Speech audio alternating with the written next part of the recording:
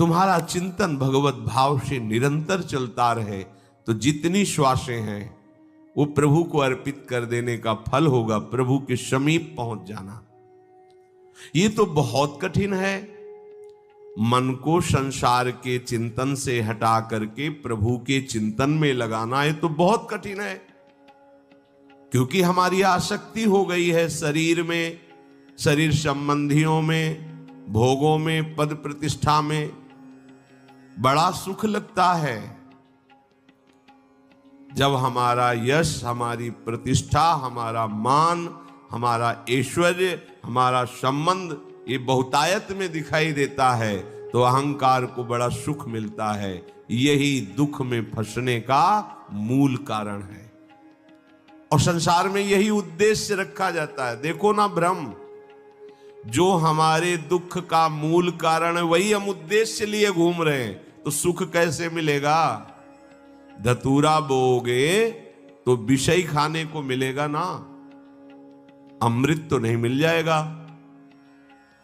अगर धतूरे में एक जीवन नष्ट करने की सामर्थ्य है तो मान, प्रतिष्ठा, प्रशंसा, भोग, भावना ये कई जन्म नष्ट करने की सामर्थ्य रखता है।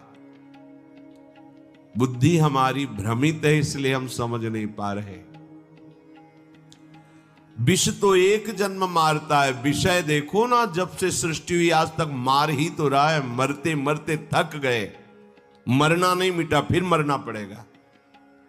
अरे अब तो ऐसा मरो कि अब जन्मना न पड़े, मृत्यु महोत्सव हो जाए।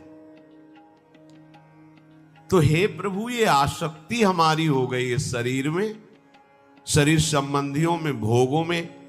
तो जहां हमारी आसक्ति होती वहीं हमारा मन चित्त चिंतन करता है।